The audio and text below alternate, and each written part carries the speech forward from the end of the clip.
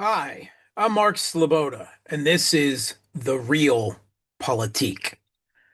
This video was made as exclusive content for the Real Politic subscribers on Boosty and our Discord community.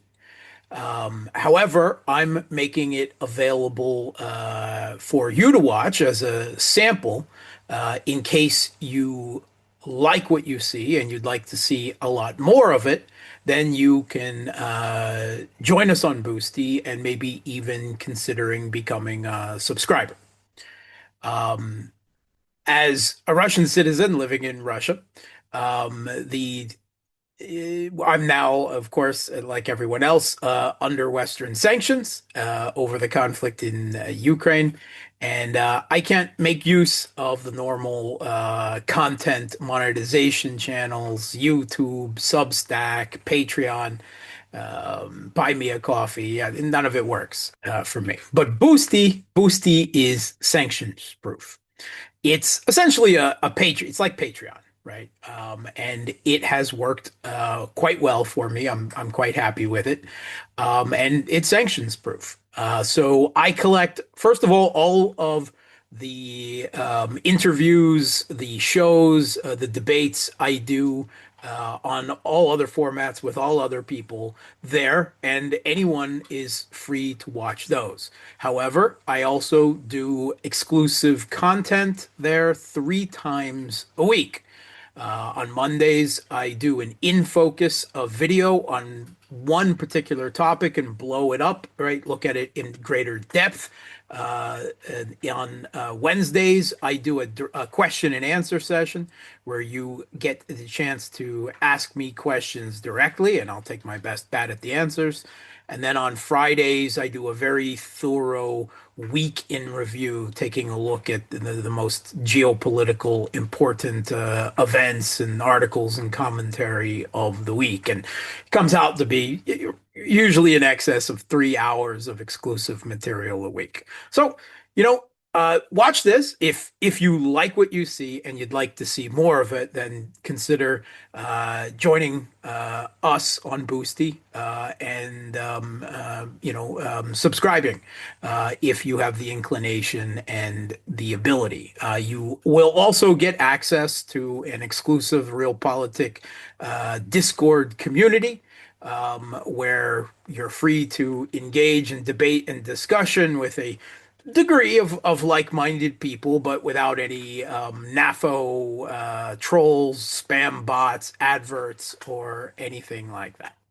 So anyway, I hope you enjoy the video, and maybe I'll even see you around Boosty and our Discord community. Thank you.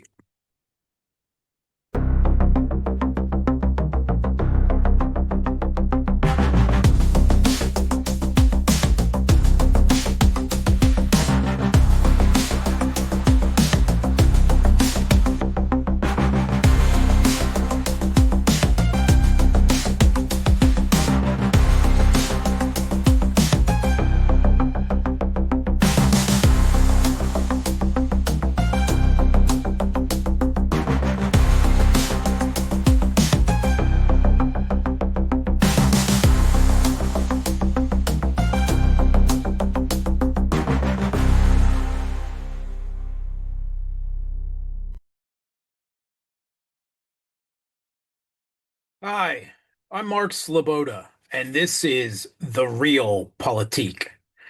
Today's video is In Focus, episode 19, Russia's Infiltration Tactics. This is exclusive content for the Real Politics subscribers on Boosty and our Discord community. This is part of my thank you to you for your support of me and the Real Politic. Without your support, the InFocus series of videos and the entirety of the Real Politic would not be possible. So, thank you.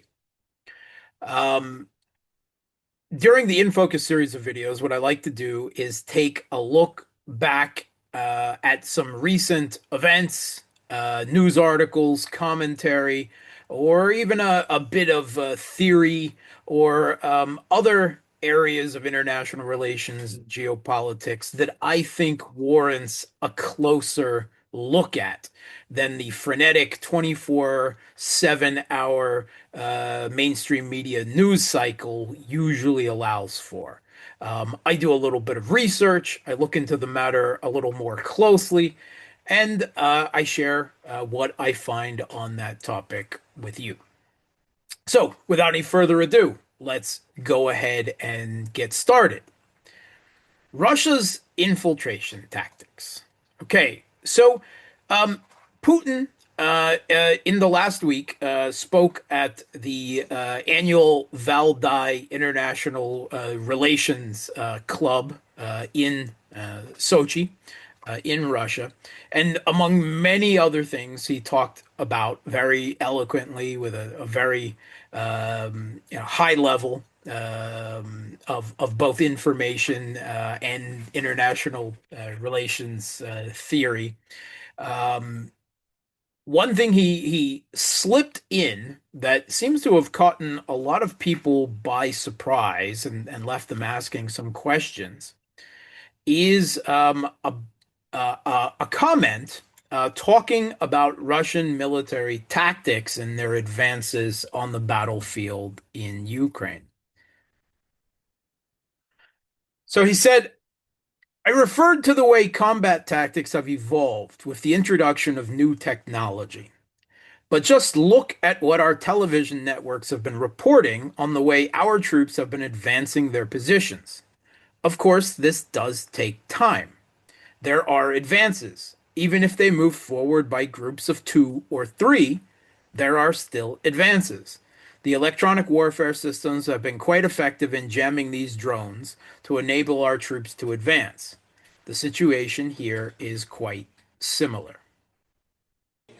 This will not change in any way the balance of powers on the battlefield, the fundamental issues of the armed forces of Ukraine,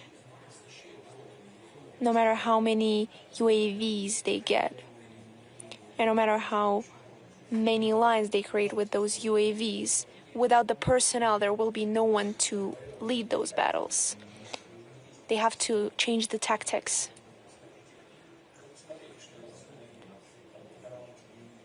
Just look at what they're showing on the TV screens about how our troops are moving.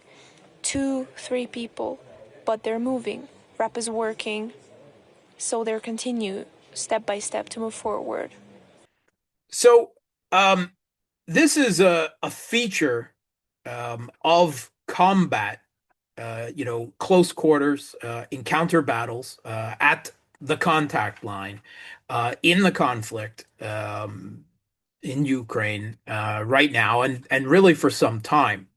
Um, this has been spoken about before. It's been spoken about in the Russian media at length. It's been spoken about by the Kiev regime's media. It's even been mentioned in the Western media.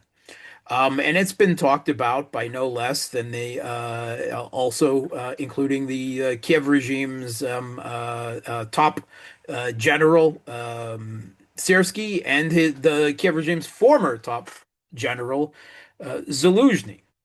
And it dovetails right into questions I'm constantly asked about is why doesn't Russia just finish this? Why don't they take the kids' gloves off and just crush the Kiev regime and have it done with? Well, the truth is they don't really have the capability. You might have an inflated sense or a not understanding of the nature of this conflict, or at least not without taking far more casualties among their own troops than the government is willing to do, and or without doing, have suffering mass collateral damage of the civilian population of Ukraine, right? They're not going to bomb Kiev into the ground. Um, the, so, my question here is the nature of modern warfare. And by modern warfare, I mean this conflict, because everything before this is already outdated. Everything. right? This is new conflict, right? And this is, there's a lot of new factors shaping it, but the principal factors at work here that are relevant are the fact of 24/7 satellite and drone reconnaissance to an incredible deal on both sides of this conflict. And arguably, um, the United States has had and may arguably still have, the providing the Kiev regime with even better such real-time satellite information than Russia, because it's not only the United States, right, which does have more satellites in orbit, including military satellites than Russia, but all of the NATO countries and allied countries' satellite networks working as well, right? Where there's constant accusations recently that China may be providing satellite data to Russia, as if that makes up for, on the other side. I don't know. But also drone reconnaissance, right? Close in drone reconnaissance. And coupled with that is the lethality and precision of long range strikes, right? Once you identify something with that satellite or drone reconnaissance data, then being able to hit it precisely and powerfully at an extreme distance. And all various kinds of FPV drones, of strike drones, of loitering munitions, but also, of course, aircraft, artillery, guided multiple launch rocket systems, a whole host of capabilities for long range precision strikes.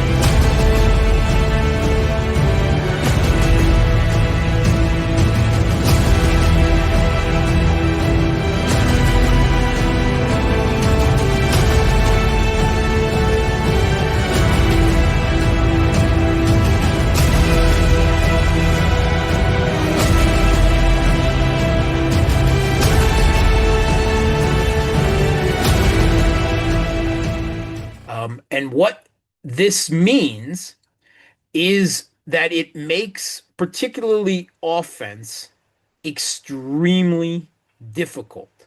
Now, to do an offense, to break through a set of enemy defenses, of fortifications, of trench lines, what you need to do, right, classically, is build up, close to that location, a critical mass of men and vehicles, right?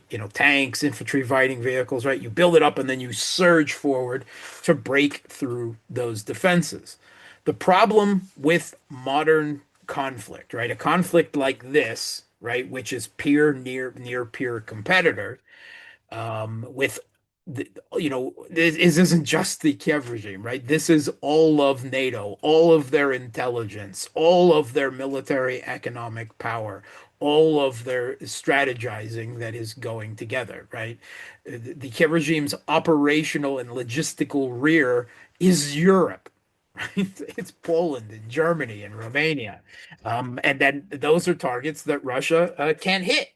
Not of course without being willing to go into direct war with all of NATO, which Russia is not willing to do. So um, if they build up a critical mass, it's very easy, very hard to avoid that detection. And then the other side lets loose with whatever precision strike capability it has, right? To attrit, destroy, to prevent or at least damage that critical mass, either stopping or impairing its ability to break through defensive lines. It's a constant feature of of this conflict, right? And this has made even worse in just the last year because the number of FPV drone use on both sides has climbed so dramatically. I mean, we're talking 10 times increase of FPV drones, generally speaking, in relative terms on both sides within just over a year, just flooding the battlefield. And what that has resulted in many places where they're like the Donbass, where you have constant small urban areas, agglomerations leading into each other, where you have these urban facilities that allow for it, buildings to barrack them in, the proper amount of electronic power and Starlink or other internet coverage, right? That help facilitate it. You have the creation of what are now being referred to as kill zones, right? Before you had Russian controlled territory, you had Ukrainian controlled territory, and you had gray territory, right? The territory that's in between, it's fog of war. There's active combat, but now there's kill zones, and this is in areas on the battlefield lying between the two forces where there's such level of FPV drone, these kamikaze drone activity on both sides, that any troops that enter that area for either side, that it's practically a death sentence, right? And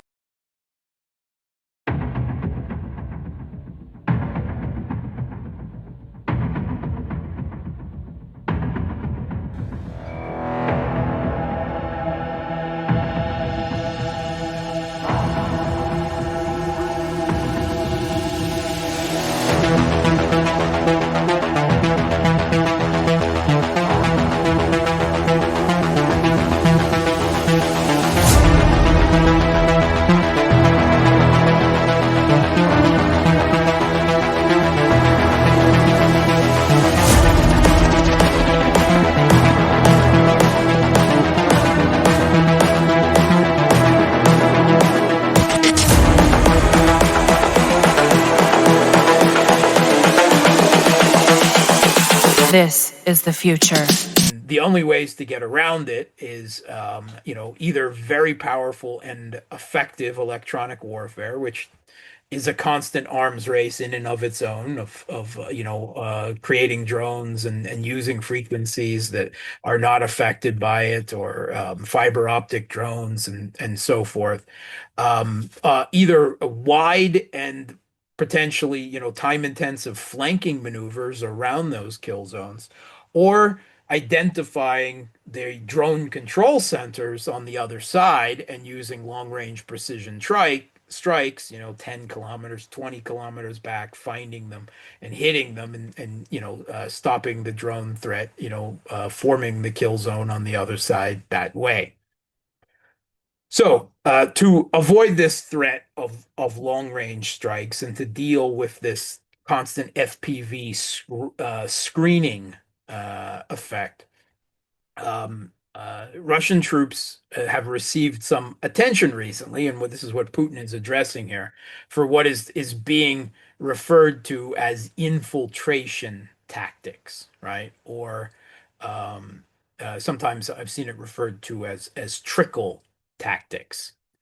And the idea is that small groups of men, sometimes 4 to 6, sometimes even 2 to 3, can often avoid detection or at least attention drawn to them by FPV drones. And particularly right now, with the Kiev regime's widely acknowledged, even by themselves, right? By their own commanders, by Sersky, by others, manpower problems, right? They can't effectively man the entirety of the contact line. Russia is deliberately stretching out combat all along the contact line to spread the Kiev regime's manpower deficient forces ever thinner. So that creates gaps, right, where they don't have everything effectively manned. And 2 or 3, or maybe slightly larger, small squads of men are able to sneak through those defenses And then on the other side of those defenses, they start to form a critical mass outside of that drone kill zone and outside of the focus of the drone and satellite attention that would identify any critical mass forming on their own side.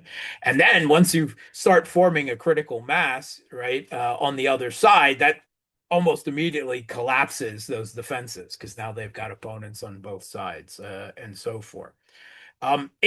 It's time intensive, right? But the alternative is so costly in terms of manpower, and it's again it's satellite and drone reconnaissance and FPV drones and long range strikes.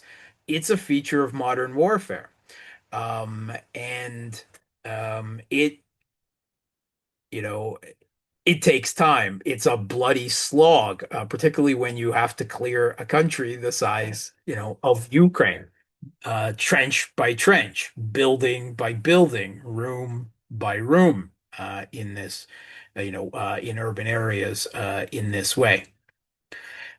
So let's take a look here at some other people that have been discussing it. I'm not the only one. Simplicius, the thinker, has recently mentioned it in one of his other pieces. Many others have as well.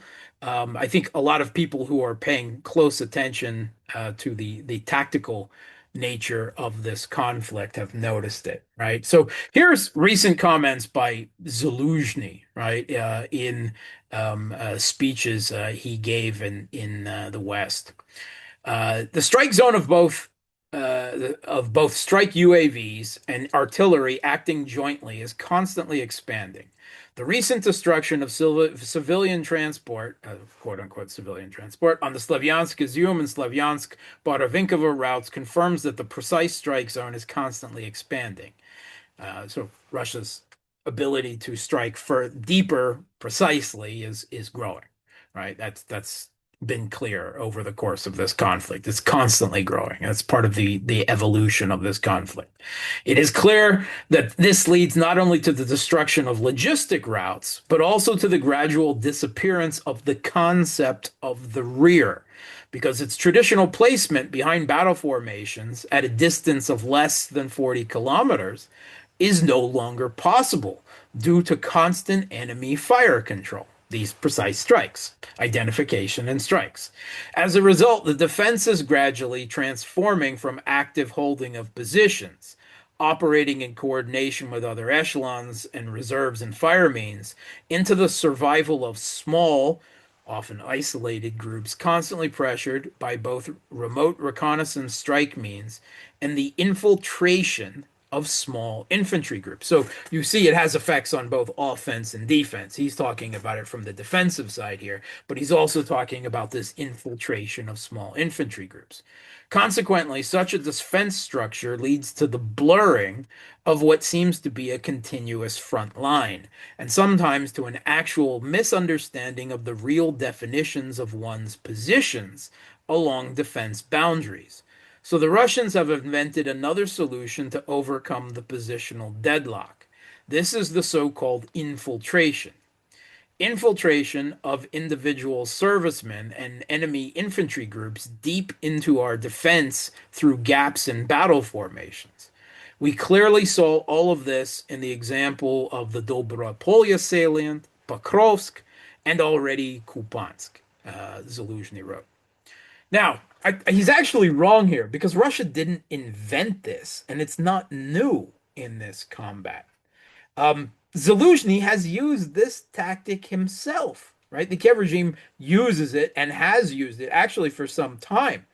In the ill-fated NATO planned and armed and directed 2023 big Kiev regime offensive in the south towards Zaporozhye, um, there was an initial attempt directed by NATO generals of their beautiful combined arms maneuver warfare with lots of a blitzkrieg of lots of vehicles running at high speed towards Russian the Surovikin line, their five-layer impregnable, as it turns out, defensive lines, right? And all of that without, the usual Western advantage of air dominance to f help facilitate that.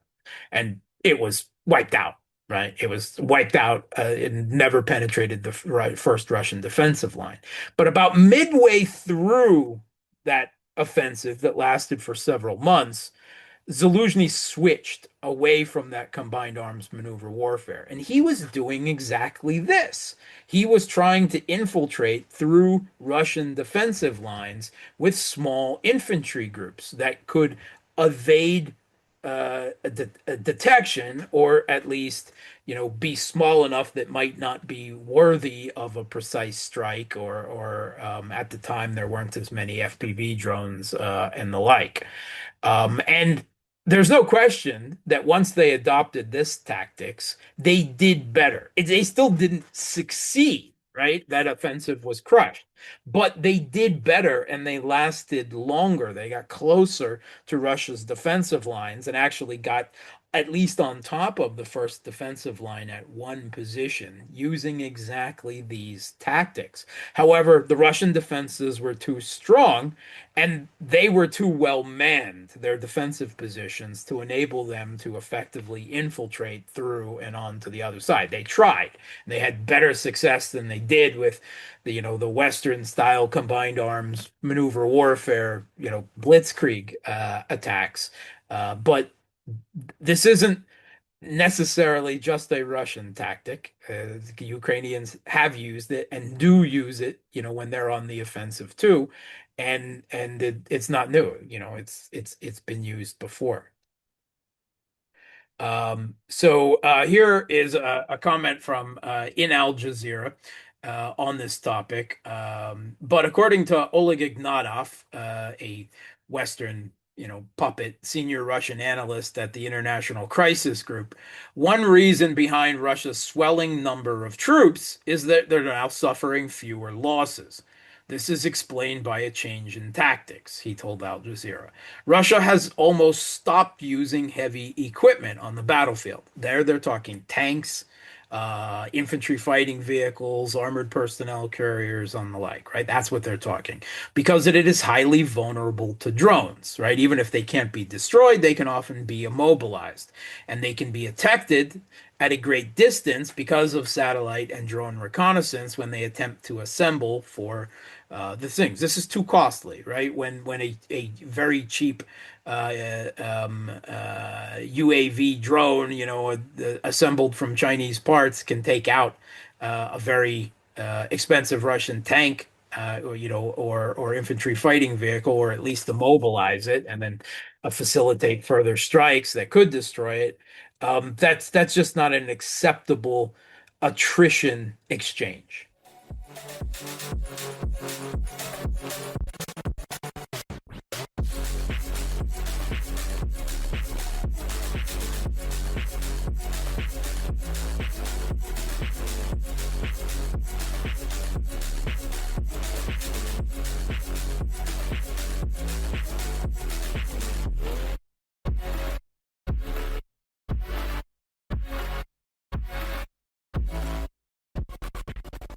Right.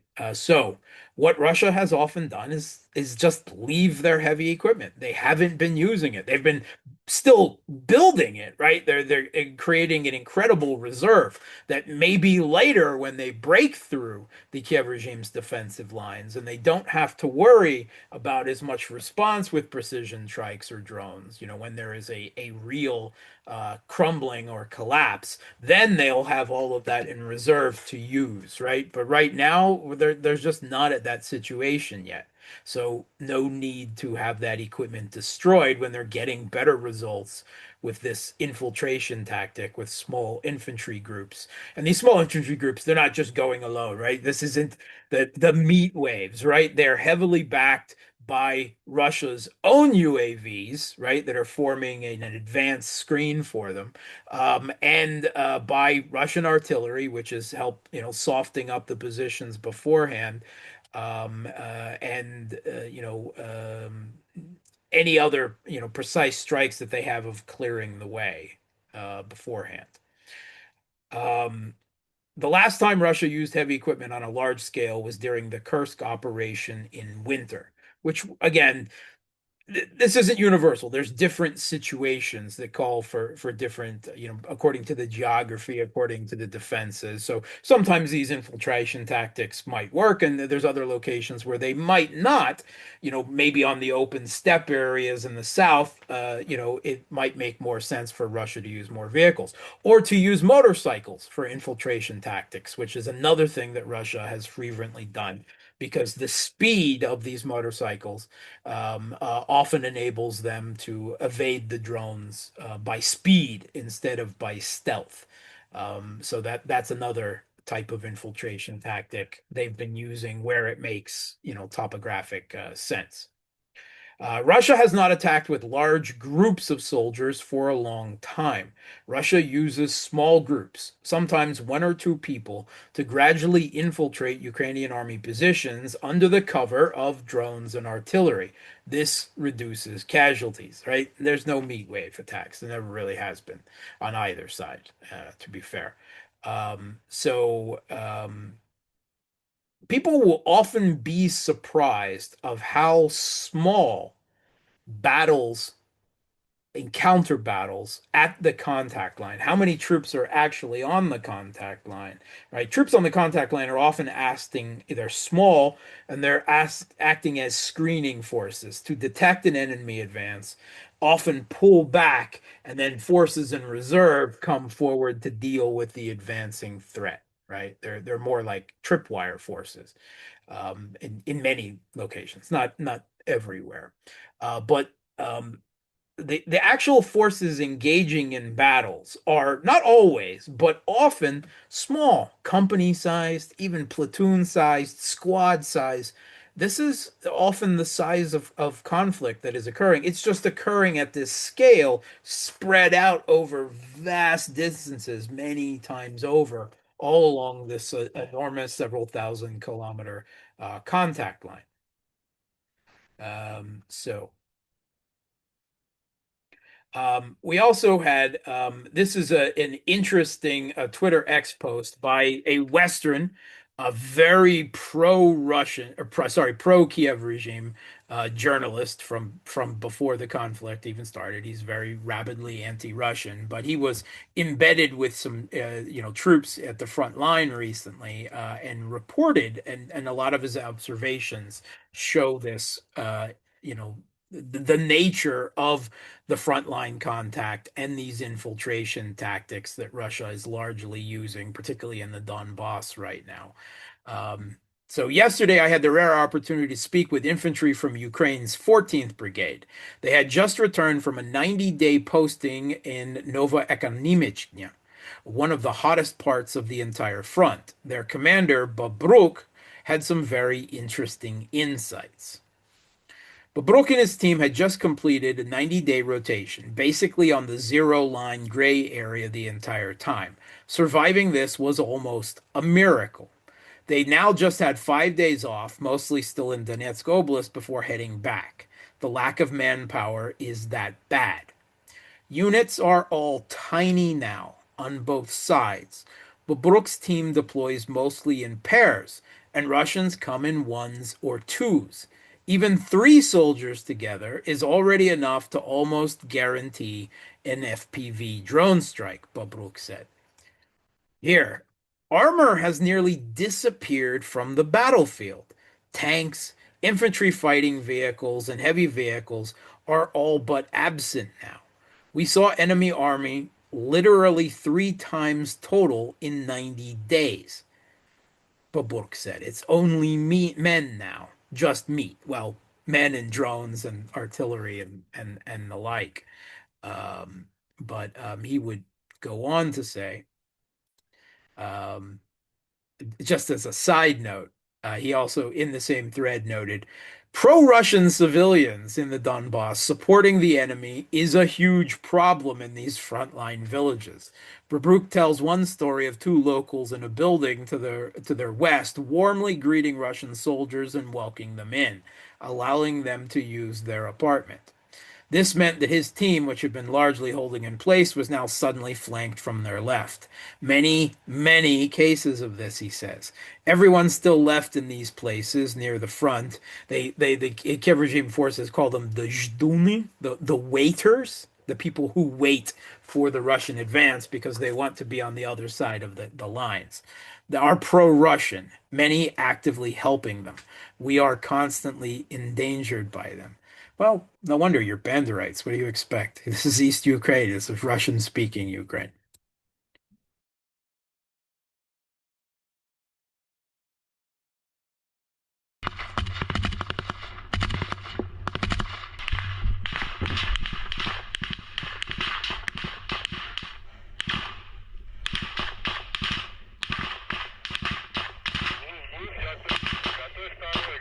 Стрелку закинул! Ложимся!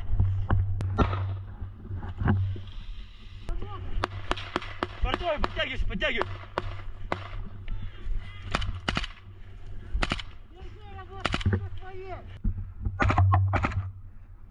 Хорош!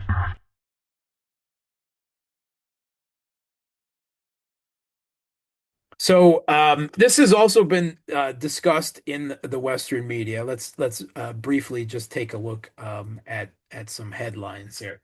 The Moscow Times, which isn't from Moscow, it's actually from the Netherlands, and it's an info warfare outlet, but it's actually an article that they reprinted from AFP anyway. So Russian forces have changed their frontline tactics over the summer, deploying smaller sabotage groups in a bid to pierce deep through the front, Ukraine's top commander has said. Moscow controls around one-fifth of Ukraine's territory, blah, blah, blah, blah, blah. However, despite the slow fighting on the front line has remained intense, with both sides sustaining immense losses, blah, blah, blah.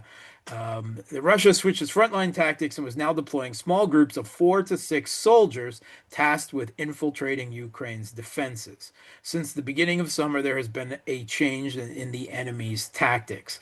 Their main task is to penetrate as deeply as possible into our territory, to withdraw, regroup, and advance again, then attack targets deep inside to paralyze our logistics and troop rotations. He said the tactics allows Russian forces to move forward with relatively few troops through though means they do not necessarily gain full territorial control of an area unless the Kiev regime forces collapse, of course, under this pressure from both sides.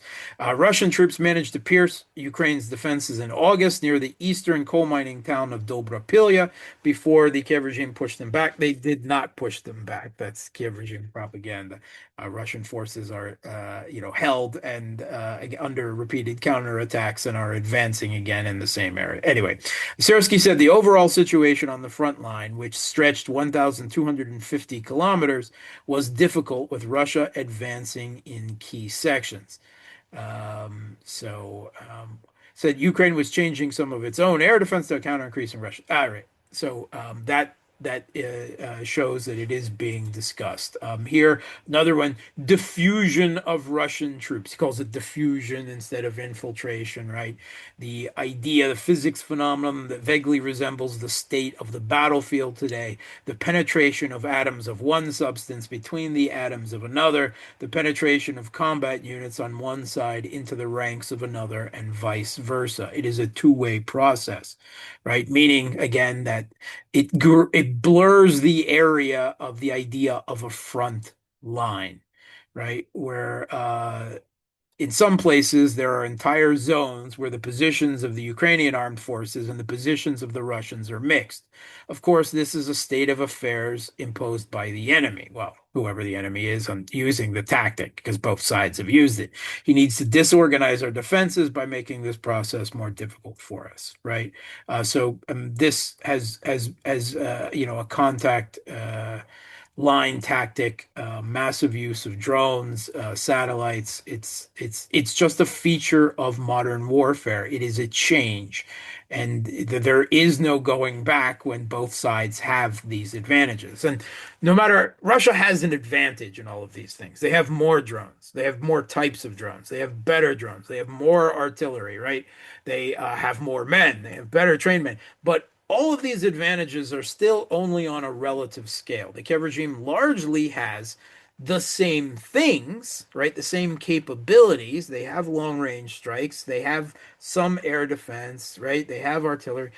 They might have less of it. And in many cases, it may be, you can argue that the quality is less, certainly with the problem of logistical upkeep of finicky Western equipment and the like.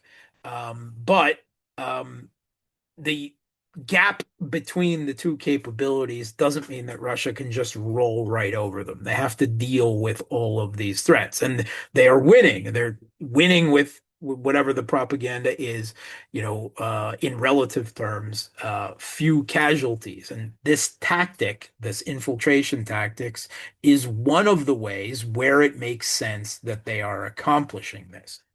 Um, Here, another Ukrainian info warfare outlet in English, the Kiev Independent. Russian troops resort to total infiltration tactics in frontline Pokrovsk, Ukraine's commander-in-chief, Sersky, says. So they're talking about Pokrovsk here, this ongoing, very intensive battle right there, the kind of the defining battle of this year, I would say, remains one of the most difficult areas of the front line, with Russian forces employing total infiltration tactics to attempt to breach Ukraine's defenses, right? Siersky reported, and this was already back in August.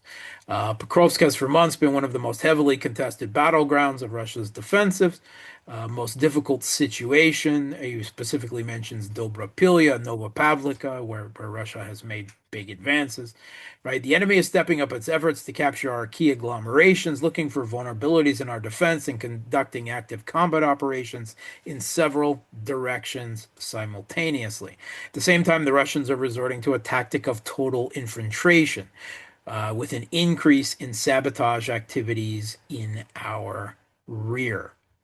According to Sersky, Russian troops are attempting to enter Pokrovsk via these infiltration tactics, but have not yet succeeded. Nonsense. They have, and they now control about 2/3 of Pokrovsk anyway at the current time. Ukrainian forces are, yeah, okay, blah blah blah. They're not repelling. Ukraine's military is responding to Russia's tactics by creating and deploying anti-sabotage reserves. Right, that, which makes sense. That's what they can do, further back behind the front lines, that would then move forward when a breach is made and detected. Also working to establish and strengthen fortifications, explosive and non-explosive barriers, blah blah blah. We see there is wide acknowledgement of it, even if it hasn't penetrated, shall we say, the narrative, certainly in the Western media.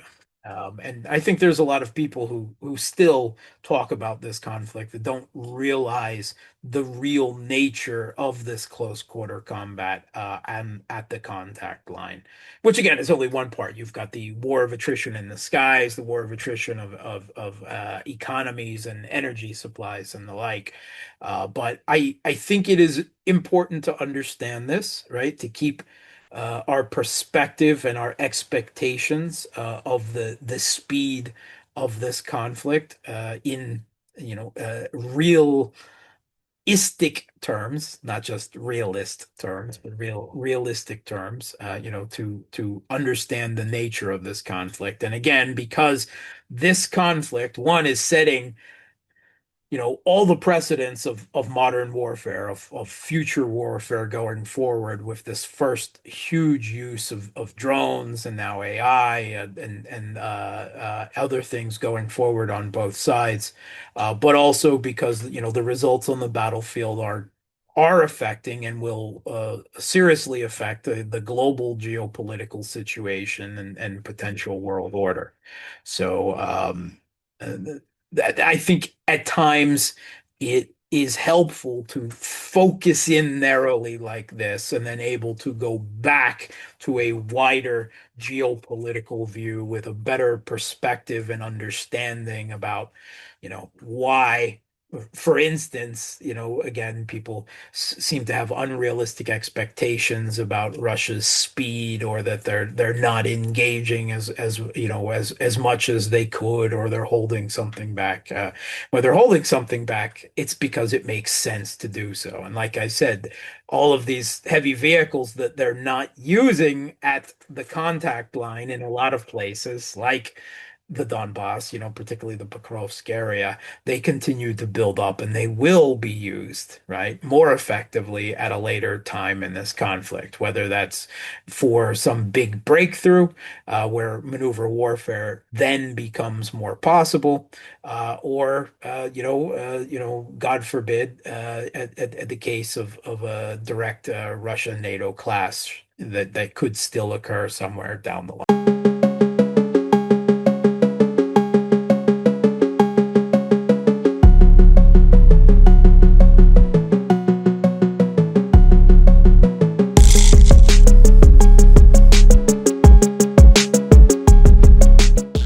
Была поставлена задача штурмовой группе взять опорный пункт. Наша группа выдвинулась, соответственно, взяла с собой противотанковую мину и начала продвигаться вперед. Данную мину установили на крышу блиндажа, подожгли детонирующий провод, и, соответственно, группа начала оттягиваться в тыл. После чего, когда произошел взрыв, наша группа забежала в этот блиндаж, соответственно, там уже никого и, так сказать, в живых и не было. Соответственно, закрепились, заняли оборону, и после этого сразу в этот же день группа двинулась и забрала еще 2 опорных пункта ВСУ.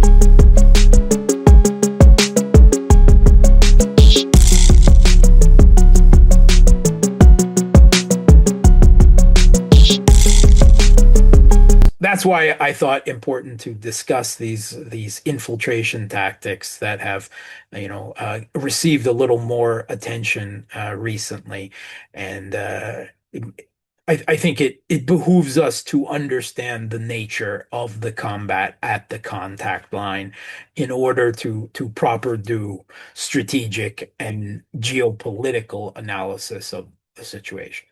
So.